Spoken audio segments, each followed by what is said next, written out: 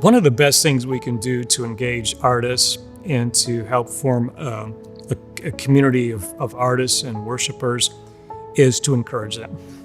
Artists thrive when they're encouraged, and if you encourage them with the work that they're doing, you'll actually get more work out of them, to be honest with you. And you will benefit, the church will benefit, and they will feel more fulfilled as well.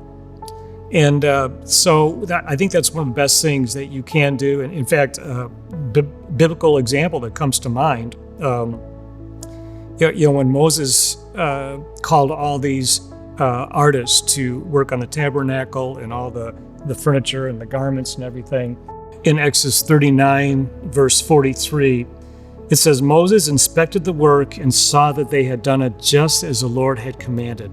So Moses blessed them. What a great leadership move on Moses' part, and what a great example for every pastor to follow. First of all, he examined it. He gave them a charge, a mission, project to work on, and they went to it, and they got to use their gifts for God. How cool is that? And then Moses went back and said, so, I can just imagine, show me what you did. There's, maybe standing in the tabernacle. Show me what you did. And this guy said, well, I carved that. And, I did this. He goes, good job. He blessed them. And I remember I spent some time working for a pastor who refused actually to encourage artists because he was afraid that they would get big heads, And I'm thinking, no, that's really not how it works. If you give them a little encouragement, it goes a long way. You don't have to tell us every time how great we are or something like that. Just acknowledge, that you appreciate what we did or that something that we did contributed.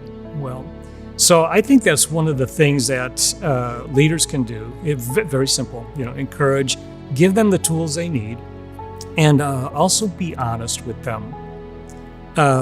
Don't placate and tolerate bad behavior among artists. Bad sign. Don't let that happen to you. And I know so many instances where there's really bad behavior in the worship department or the worship leader or the choir or the choir director. Bad behavior, ungodly character. And they're just letting it they're tolerating it, letting it go because they can't afford to lose their artists. And, I keep watching that, and it's a disaster. And you don't do us any favors when you do that. And so take the risk to confront us on our behavior. Someone confronted me early on, and I was so grateful they did because I had a problem with being overly defensive. And pastor pulled me aside one time and he said, we all feel like we have to walk on eggshells around you. You just seem so defensive. And I'm in my early 20s. I'm like, and I thought I really had it all together, right? And, but I was like, I had no idea. There was a blind spot. I had no idea.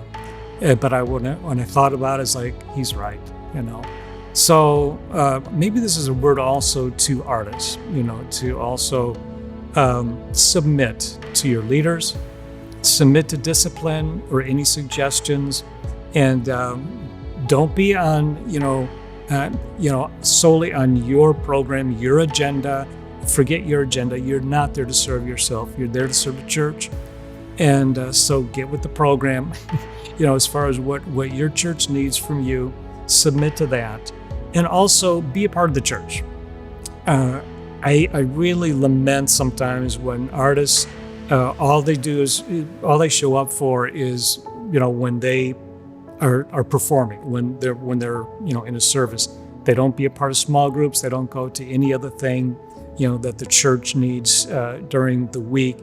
That you need fellowship more than you think you do. And many of us are introverts. I know, I get it. But that's okay.